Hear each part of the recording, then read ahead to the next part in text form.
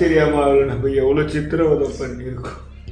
யார் பழியோ யார் பிழையோ யார் வச்சா கண்மொழியோ நான் கேட்ட கேள்விக்கு நீ மட்டும் தான் விடையோ என்னாகும் என் விதியோ என்ன முக்கியமான ஒரு விஷயம் சொல்லணும்னு இருந்தேன். மேல கை வைக்கிற அளவுக்கு கிளம்பிடி.